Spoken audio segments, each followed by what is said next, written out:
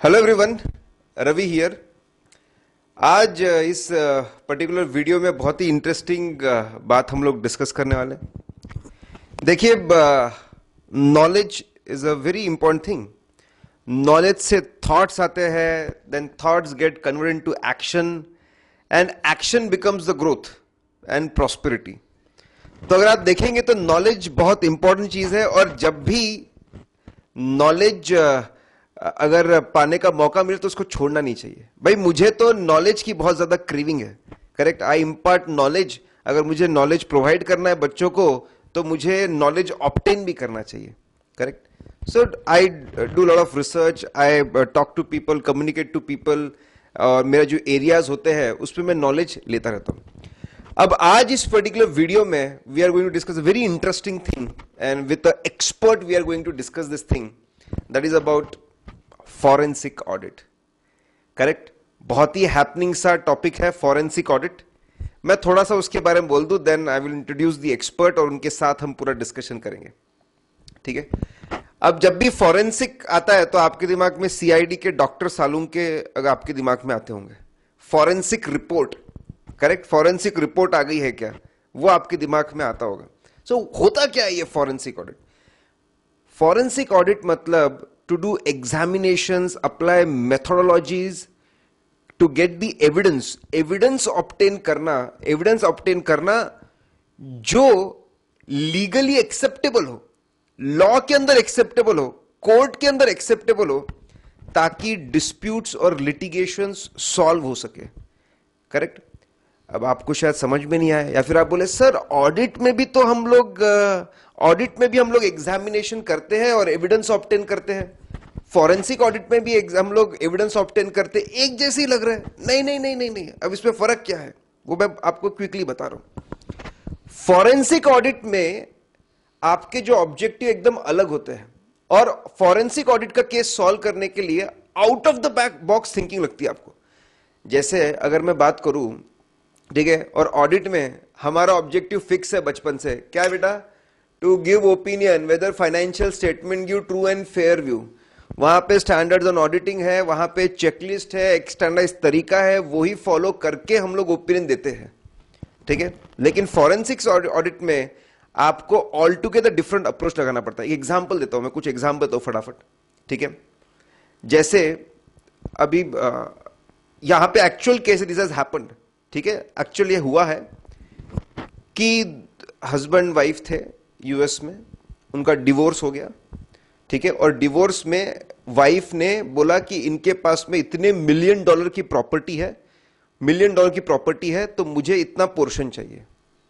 And there was a husband ने बोला नहीं नहीं, मेरे पास इतनी प्रॉपर्टी तो है ही नहीं, मैं कहां से दूंगा इतने पैसे। देयर वाज अ डिस्प्यूट था, कौन सही है कौन गलत है पता नहीं। फॉरेंसिक ऑडिटर ने एग्जामिनेशन करके पता लगाया actual value of the property कितनी है, और उसके वजह से वाइफ को हायर क्लेम मिला। देखो, फॉरेंसिक ऑडिटर ने अपने मेथोडोलॉजीज लगाकर एविडेंस निकाल करके लिटिगेशन को सॉल्व कर दिया, प्रॉब्लम को सॉल्व कर दिया। और एक एग्जांपल वापस, अब इंडिया में कॉन्सेप्ट पॉपुलर हो रहा है, इंडिया के बाहर की बात है। बहुत बड़ा टूर ऑर्गेनाइज किया गया था, एन नंबर ऑफ लोकेशंस थे, बहुत पब्लिसिटी की गई, बहुत बड़ा टूर हो रहा है। और टूर के कुछ दिनों पहले एक लीड सिंगर ने बोला कि मैं टूर में नहीं आऊंगा। उसने टूर छोड़ दिया।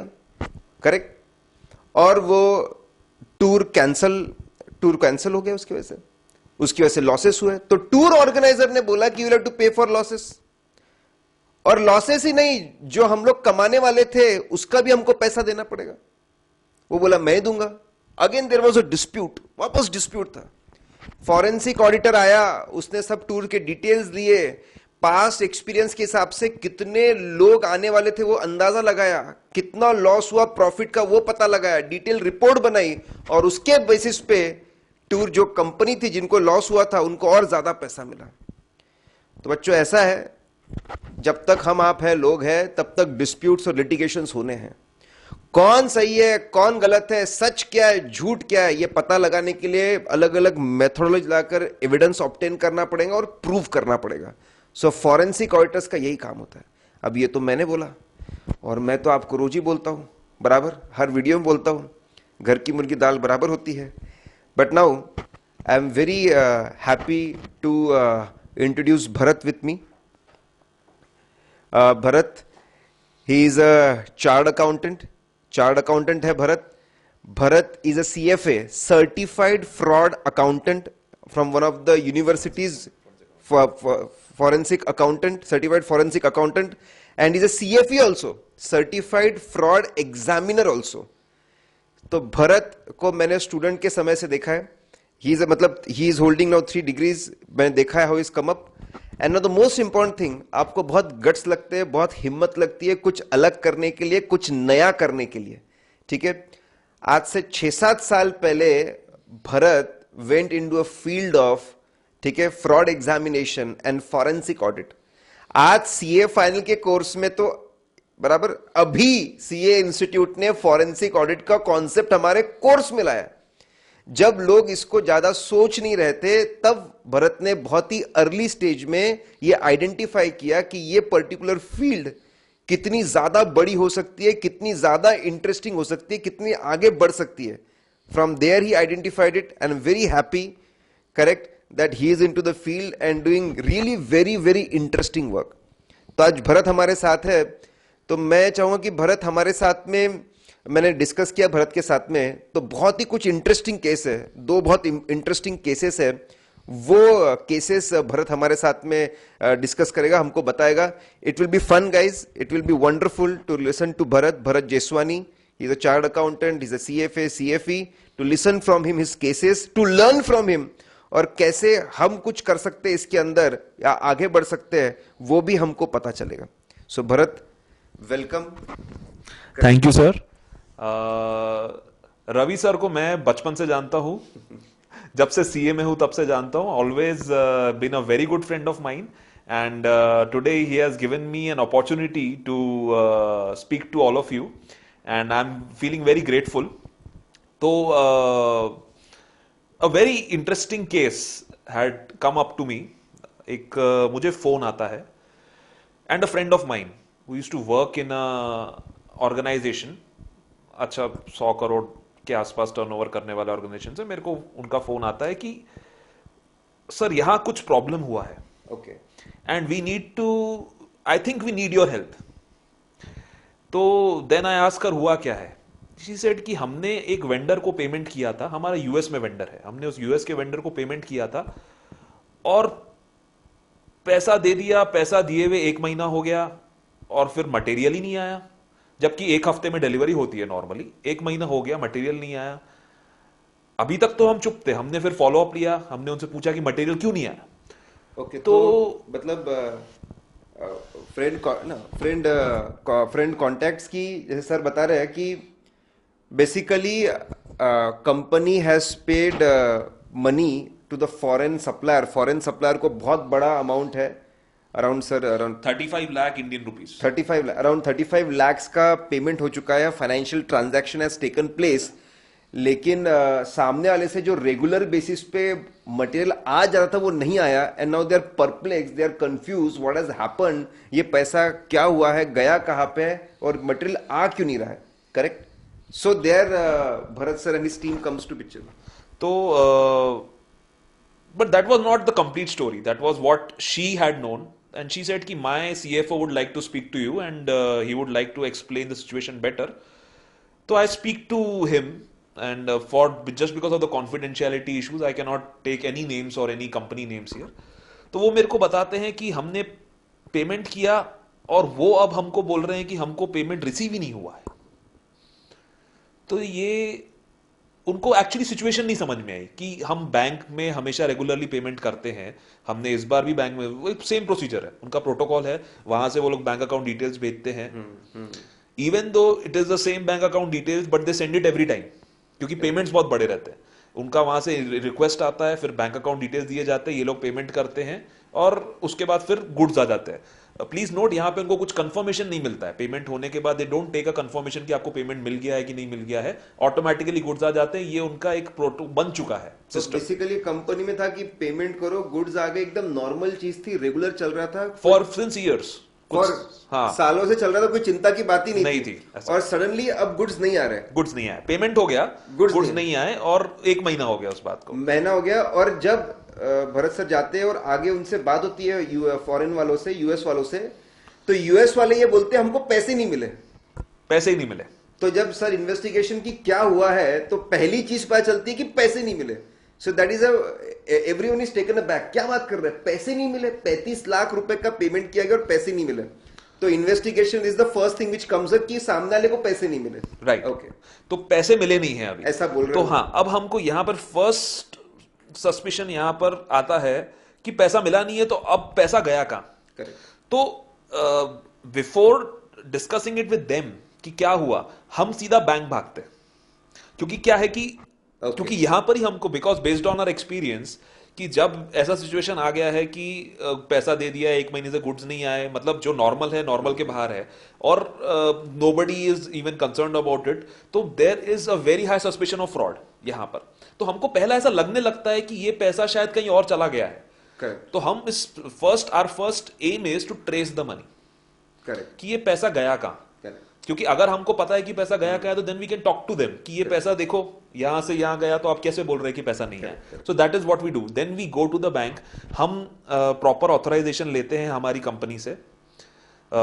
This is also very important, हम उनसे पूरा लेटर ऑफ एंगेजमेंट साइन कराते हैं that we are not taking up this case, we are not responsible for anything, मतलब इन द सेंस कि अगर कोई पार्टी बाद में हमको सू करती है कि हमने उनको कोई डैमेज पहुंचा है ड्यूरिंग दिस केस, तो we want to protect ourselves. हम बताते हैं कि this is not us, we are working for this company, we are their representatives, and जो भी होगा वो उनके साथ होगा, ठीक है। तो वो हम सब करते हैं। हम बैंक के साथ इंटरैक्ट करने के लिए भी ऑथराइजेशन लेते हैं कि we need some information from the bank. तो हम बैंक जाते हैं और बैंक से हम उनके एम्प्लॉयज जो ये ट्रांजैक्शन में हमारे साथ थे उनका इंटरव्यू लेते हैं, उनसे पूछते हैं, तो they confirm all the facts कि ये डेट पे इतना पैसा हमने पेमेंट किया है ये बैंक अकाउंट के अंदर में। बट वो जो बैंक अकाउंट है, जब हम लोग उसको फर्दर इन्वेस्टिगेट करते हैं, वी फाइंड आउट कि ये जो बैंक अकाउंट है is not the bank account जिसमें हर बार पेमेंट जाता है। ओके, सो मतलब एक तो है कि पेमेंट नहीं मिला, और आप लोग जैसे इन्होंने जैसे डिस्कस यस बैंक, इंडिया की कंपनी ने यस बैंक के थ्रू पेमेंट किया था, तो आप लोग प्रॉपर अथॉरिटी लेकर गए कि हम कंपनी के बिहाफ में आए हैं, और डिटेल्स निकाले कि सही में इतना पेमेंट हुआ था ना। हाँ। तो सही में पेमेंट हुआ था कि नहीं, अपने इन्वेस्टिगेटिव स्किल्स यूज करके सही में कंफर्म किया कि हाँ ये डेट पे इतना पेमेंट हुआ था, और पेमेंट हुआ था ये पता लगाया। पेमेंट होने के बाद में इन्होंने ये भी पता लगाया कि सामने वाला अकाउंट जो है, सामने वाले अकाउंट में कौन बंदा है, क्या हमको पता चल सकता है कि उसका क्या हुआ। तो यस बैंक ने साफ मना कर दिया कि नहीं, सामने वाले अकाउंट में क्या हो रहा है तो मैं पता ही नहीं कर सकते, कॉन्फिडेंशियलिटी क्लॉज करता है। आप अथॉरिटी लेकर आए तो इंडियन कंपनी के ट्रांजैक्शन के बारे में बता देंगे, लेकिन फॉरेन में उसका क्या हुआ वो तो हम आपको बता ही नहीं सकते। हाँ, and also there is something कि वो अपना यहां से कहां गया, वो अकाउंट नंबर दे सकते हैं, सिर्फ अकाउंट नंबर दे सकते हैं, उसका बेनिफिशियरी का नाम दे सकते बेनिफिशियरी का नाम दे हैं, सकते और उनका एक और कुछ इंटरनल कोड रहता है, that is all they can give to us, और वो देने को तैयार थे। व्हाट हैपेंड, पैसे का बाद में क्या हुआ, क्योंकि अगर वो ट्रेस हुआ था कि पैसे का बाद में क्या हुआ तो it would have been very, it is also difficult to trace the actual branch जहां पे वो पैसा विड्रॉ हुआ है। अच्छा, okay. तो यू कैन नो कहां पैसा हमने डाले थे, वहां तक का they can give the information. उसके बाद उसके क्या होता है, they are not even capable of getting that information. तो first thing that we observed कि ये जो बैंक अकाउंट है, क्योंकि अब पैसा चला गया, अब हम उनको बोल रहे हैं, उनने तो सीधा बोल दिया कि we can not trace it, ठीक है।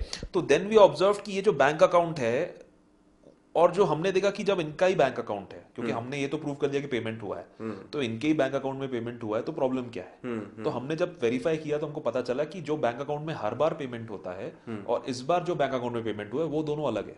Okay, the beneficiary name was the same, वो कंपनी का नाम ही था बेनिफिशियरी में, बट वो सिटी भी अलग थी जहां पे पेमेंट गया था, और अकाउंट नंबर भी अलग था। Okay, most important third thing कि इन्वेस्टिगेशन से पता चला, जो शायद कंपनी आइडेंटिफाई नहीं कर पाए, कि इस बार जो पेमेंट हुआ, इस बार जो उन्होंने ईमेल में भेजा था, वो बैंक अकाउंट नंबर अलग था, वो सिटी अलग थी, कंपनी का बेनिफिशियरी सेम था। तो इन्वेस्टिगेशन में पता चला कि payment was really made to a different account than regular, ये इन्वेस्टिगेशन में पता चला। यस। करेक्ट। तो उसके बाद अब यहाँ होने के बाद हमको हमारा सस्पिशन और बढ़ गया, तो हमने उनको डायरेक्टली ये बात हमने उनको कम्युनिकेट की, किसी आपके रजिस्टर्ड ईमेल एड्रेस से हमको ये अकाउंट नंबर दिया गया, ठीक है, आपका बेनिफिशियरी नेम हमको दिया गया, ठीक है, और हमको ये पेमेंट करने को बोला गया। अब आप बोल रहे हैं कि पेमेंट नहीं मिला, ये आपका अकाउंट नहीं है, वी कैन एक्सेप्ट दैट कि ये आपका अकाउंट नहीं है, बट ये जो पैसा हमने दिया है, who is responsible for this money? क्योंकि क्या है कि आपके रजिस्टर्ड ईमेल एड्रेस से आया, we had no reason to believe कि ये किसी और का है, कि ये फेक अकाउंट है, fake account, there was no reason to believe. आपका जिस ईमेल अकाउंट से हमारा हर बार आपका आता है, वो ईमेल भी एकदम सेम है, कोई ईमेल में कुछ ऐसा नहीं कि कुछ डॉट का डिफरेंस है या कुछ स्पेस वगैरह है या वो है, कुछ भी नहीं है, it was the same email address और कुछ नहीं है, फर्क नहीं था। और बेनिफिशियरी नेम भी हमने चेक किया, आपका ही नाम है, आपकी कंपनी का नाम है। Correct. तो हमने जो पेमेंट किया ना, अब हमारा तो 35 लाख रुपए का अमाउंट एक टाइम पे चला गया है, बराबर। ठीक है, 100 करोड़ में 35 लाख भी एक ही बार में चले जाना, इट वो इज तो 100 का टर्न है, प्रॉफिट्स में it's profits, yes, it's heavy impact.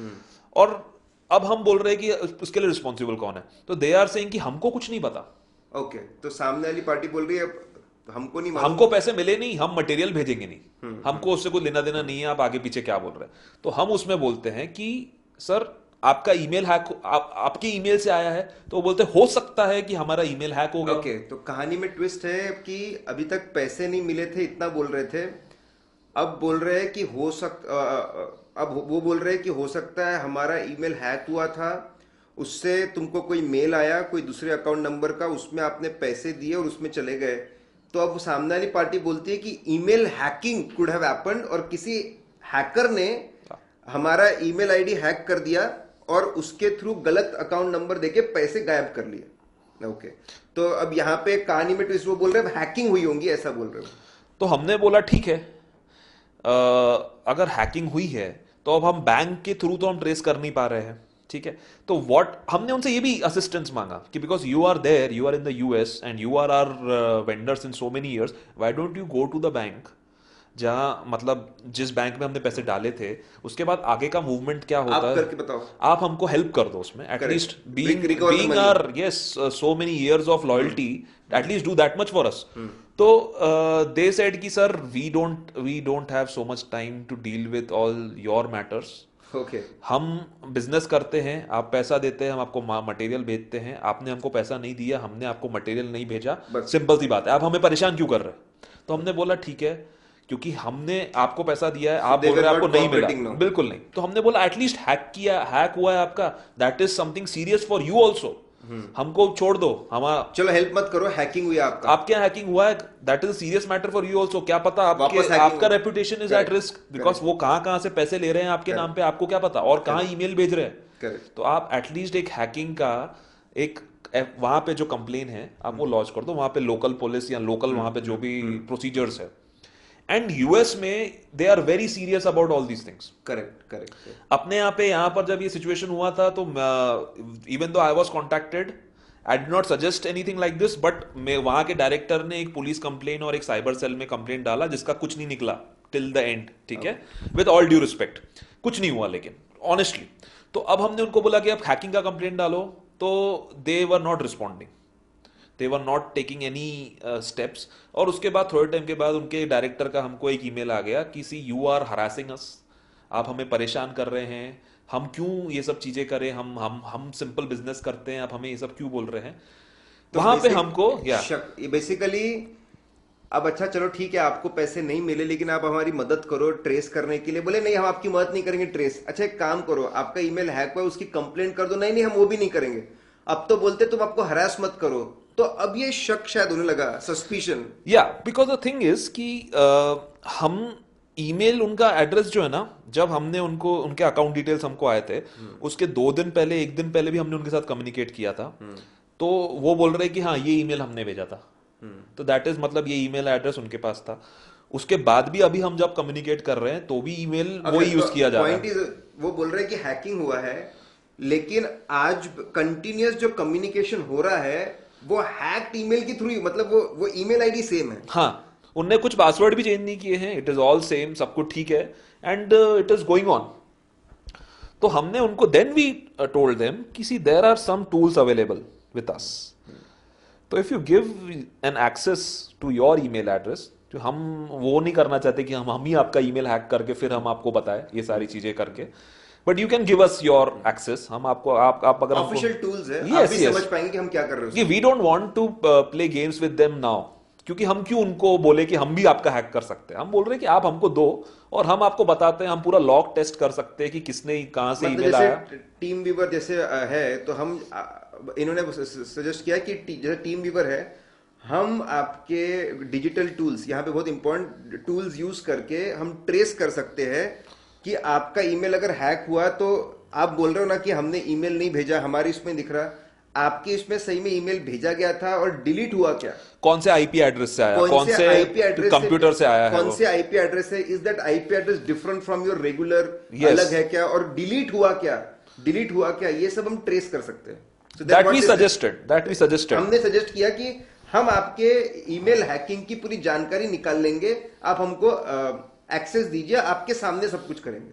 तो ये सजेस्ट हमने जब किया ना, वो फिर से नॉन रिस्पॉन्सिव हो गए, मतलब दे स्टॉप्ड रिस्पॉन्डिंग। अच्छा, अब तो रिस्पॉन्ड बातें अब कुछ बात कर नहीं कर रहे, मतलब they are not, they are शायद लाइक डर गए, घबरा गए, कुछ तो हुआ। हाँ दे आर लाइक अज्यूमिंग कि अब सब हम आंखें बंद कर देंगे तो हमको कोई देखेगा नहीं, समथिंग लाइक दैट।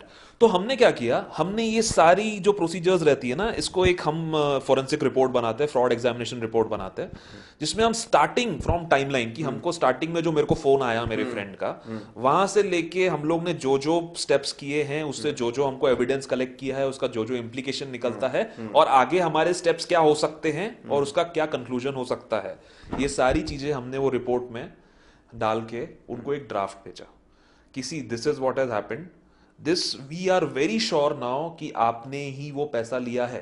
ओके, तो अल्टीमेट पूरा रिपोर्ट पूरा डिटेल के साथ हम ऐसा बोल रहे हैं, देखो कोई बाहर वाला इन्वॉल्व नहीं है, शक भी है हमको बाहर वाला इन्वॉल्व नहीं है, और पूरे एविडेंसेस ये बताते हैं आप या आपका एम्प्लॉय ने कुछ कोल्यूजन करके पैसे आपको ही मिले हैं, लेकिन आप फ्रॉड कर रहे हो और आप हमको मटेरियल नहीं भेज रहे हो। ऐसा detail report with all the evidences for all the implications, along with attachments, all the documents, सारे पूरे अटैचमेंट बनाकर एक डिटेल्ड फॉरेंसिक रिपोर्ट की स्टेप बाय स्टेप कैसे हुआ। हाँ, और अब उसमें ये भी हमने लिख के एक साथ में ही कवर ईमेल हमने डाल दिया कि if you do not respond to us within 7 days there will be a legal notice being sent you from a US court. अच्छा, अब ये फॉरेंसिक रिपोर्ट के बेसिस पे यूएस से आपको notice भिजवाएंगे?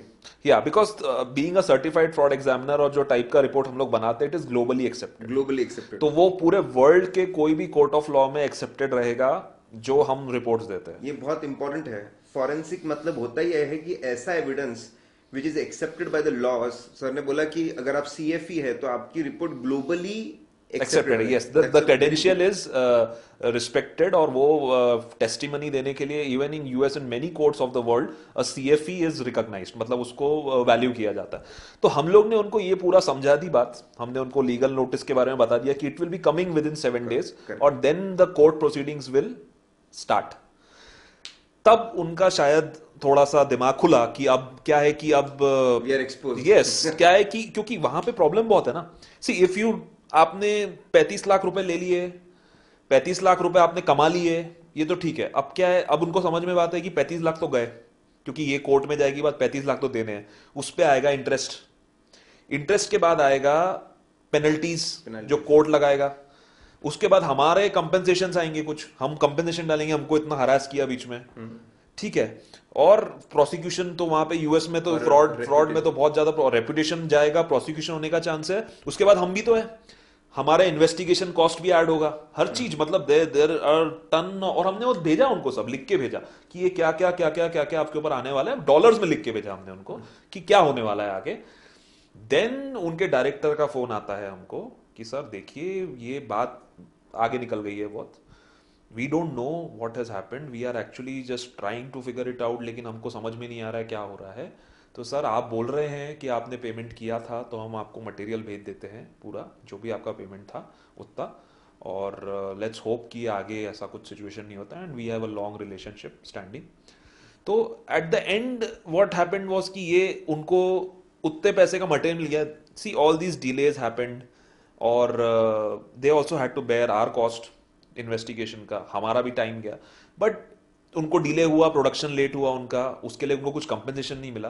But at least what we could get was कि उनको 35 worth लाख was रुपए it, का yeah. 35 लाख रुपए का उनको, जो पूरा 35 लाख उनके जा चुके थे, वो उनको बिना कोर्ट में जाए. बट ना नेक्स्ट स्टेप वाज बिना द कोर्ट में जाए. Next next step. Very important actually इतना कॉस्ट हुआ था कि शायद 35 लाख रुपए डूब जाए, वो ज्यादा अच्छा है.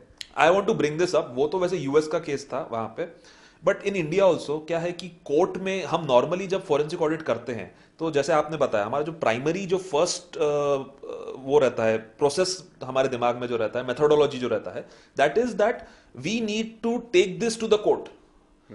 वैसा हमारा प्रोसेस रहता है कि हमको जो एविडेंस कलेक्ट करना है ना, it has to be strong enough, acceptable in court. वो there are different types of evidence which some are acceptable, some are not, वो हमको सब पता है. तो हमको वैसे प्रोसेसेस अपने डिफाइन करने पड़ते हैं कि ये एट द एंड कोर्ट में जाने वाला है. But we don't want it to go to the court. इतना आउट ऑफ कोर्ट सेटलमेंट हो जाए पीसफुली, कम समय में, बिकॉज कोर्ट में जाने के बाद क्या है कि तारीख पे तारीख delay. सिंपल सी बात है. That is what. तो हम चाहते नहीं है कि वो कोर्ट तक बात जाए. और जितने मैंने केसेस देखे हैं, अभी हम एक और केस डिस्कस करेंगे इसके बाद, 9 आउट ऑफ 10 केसेस जो मैंने देखे हैं, it has always been set, बाहर ही हो गया. ओके ओके, अच्छा. The reason being upon the cases which we handle out of court settlement आसानी हो से गया है, हो जाता है. And it is very logical. क्योंकि क्या है कि जब सामने वाले को समझ में आ जाती है बात कि अब इसके पास पूरा एविडेंस है, एंड नाउ एवरीथिंग, अगर कोर्ट तक बात गई है तो मेरा कितना ज्यादा लॉस है और कितना ओवरऑल, मतलब रेपुटेशन, एवरीथिंग, मतलब फ्रॉड अगर आपके नाम के सर के ऊपर आ जाता है तो मतलब आपकी लाइफ में आगे पूरा हर चीज में प्रॉब्लम है. तो दैट वो अवॉइड करने के लिए, इट्स नॉट जस्ट मॉनिटरी. एक बार फ्रॉड आप डिफाइन हो गए तो आपके साथ कोई बिजनेस नहीं करना चाहता, आपको कोई पैसा नहीं देना चाहता, शायद कोई आपसे शादी भी नहीं करना चाहता. So many problems. तो उसके लिए, वो अवॉइड करने के लिए, people want to get it out of the system. But उसके लिए हमको वहां तक पहुंचना पड़ता है. Correct correct correct. कि हम लोग जब वहां पे बता पाए उनको कि अब तुम्हारे पास कोई चारा नहीं है, आगे कुआं पीछे खाई है, तो कुआं थोड़ा कम हाइट पे, तो यहीं पर ही तुम कूद के खत्म करो. वो खाई में जाओगे तो खत्म हो जाओगे फालतू में. करेक्ट. आई विल जस्ट, तो मैं, गाइस लिसन, ये सारी चीज़ें शायद हम किताबों में नहीं देख पाए, किताबों में नहीं समझ पाए. It's very interesting. मैं जब समराइज करूँ सर का केस, तो जहाँ पे एक कंपनी थी 35 लाख का पेमेंट करके समझ नहीं पा रही थी हो क्या रहा है, कि why they are not getting goods. तो भरत सर एंड टीम का जो इन्वेस्टिगेशन है, उससे पहले पता चलता है कि सामने वालों को पैसा नहीं मिला. फिर पता चलता है और इन्वेस्टिगेशन से कि इस बार पैसा दूसरे अकाउंट में पेमेंट हुआ है. फिर ये लोग बैंक्स के थ्रू ट्रेस करते कि कौन है वो बंदा जिसको पैसा गया, तो मिल नहीं पाता. फिर ये बोलते हैं चलो ठीक है, किसके पास पैसा गया वो नहीं मिल पाता, चलो ये ठीक है, ये कंपनी से पूछते हैं कि आपके ईमेल आईडी में अकाउंट नंबर कैसे आया. तो वो बोलते हैकिंग. तो कहानी में इनके इन्वेस्टिगेशन से अब सामने वाले, अभी तक के नहीं बोल रहे थे ये, अब सामने बोलते हैं हैकिंग हुई है. फॉरेन कंपनी बोलती है हैकिंग हुई है. फॉरेन कंपनी अब हैकिंग बोलने के बाद ये बोलते चलो मेरे टूल्स है, मैं पूरे हैकर को ढूंढ के निकालता हूं. तो कोऑपरेट करने को तैयार नहीं है. अच्छा, यूएस में कौन से बैंक में था वो, थोड़ा कोऑपरेट करके बताइए कि किसने पैसे निकालेंगे, वो भी करने को तैयार नहीं है. तब इनको शक हुआ कि हो सकता है कोई हैकिंग वैकिंग नहीं है, यही असली लोग हैं जिन्होंने पैसे खाए. तो ये अपनी डिटेल रिपोर्ट बनाते in and out, explaining everything कि all the evidences indicate that there is a collusion and people from your company involve. ये सब देखने के बाद साथ में ये लोग एडवाइस करते हैं कि आप लीगल नोटिस भेजो यूएस में. सी गाइस, कैसे इन्वेस्टिगेशन हुआ और रिपोर्ट के वजह से सामने वाले घबरा गए कि अगर हम इसको रिजॉल्व नहीं करेंगे, अब अगर इनको गुड्स नहीं भेजेंगे हम लोग, तो ये हमारे अगर कोर्ट में जाएंगे, पैसे भी देने पड़ेंगे, नाम भी खराब होगा. करेक्ट. और सर ने एक बहुत इंपॉर्टेंट बात बोली, फॉरेंसिक ऑडिट्स में बहुत सी बार केसेस आउट ऑफ कोर्ट ही सेटल हो जाते हैं.